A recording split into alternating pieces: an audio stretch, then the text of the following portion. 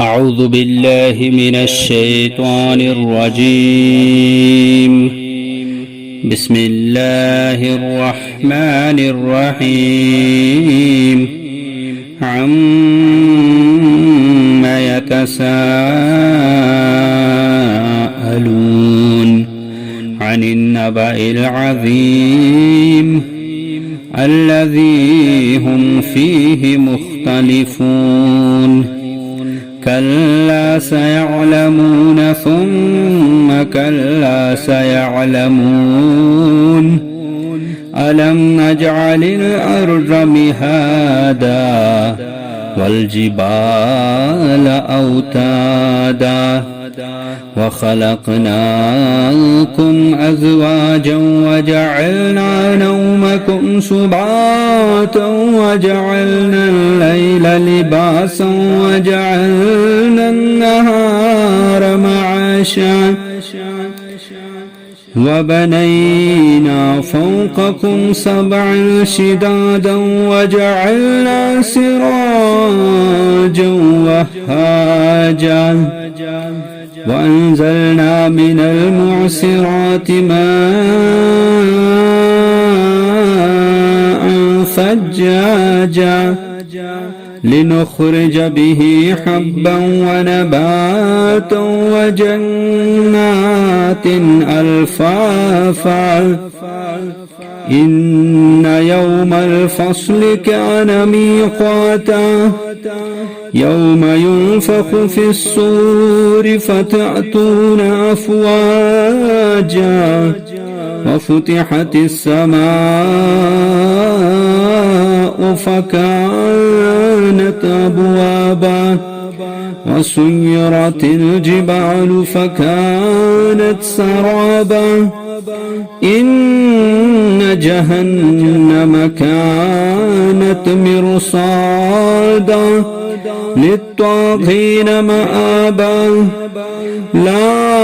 لابثين فيها أحقابا لا يذوقون فيها بردا ولا شرابا إلا حميما وغساقا جزاء وفاقا إنهم كانوا لا يرجون حسابا وكذبوا بآياتنا كذابا وكل شيء أحصيناه كتابا فذوقوا فلن نزيدكم إلا عذابا إن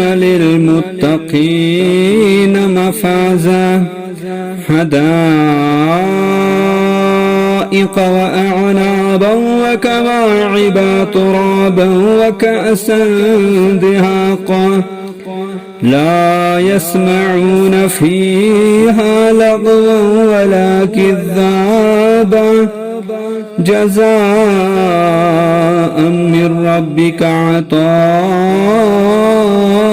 حسابا رب السماوات والأرض وما بينهما الرحمن لا يملكون منه خطابا يوم يقوم الروح والملائكة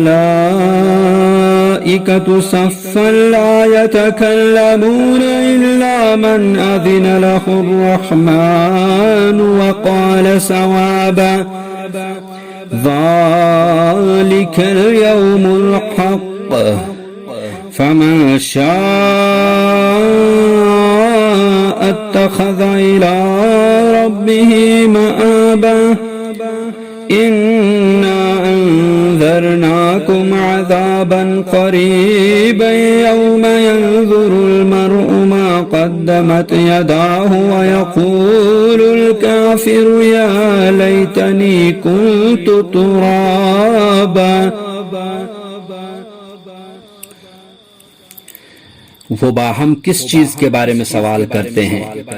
اس عظیم خبر کے بارے میں جس میں وہ اختلاف کرتے ہیں؟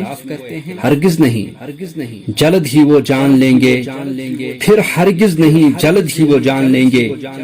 کیا ہم نے زمین کو بچھونا نہیں بنایا اور پہاڑوں کو میخیں نہیں بنایا؟ اور ہم نے تمہیں جوڑا جوڑا پیدا کیا، اور ہم نے تمہاری نیند کو آرام کا ذریعہ بنایا،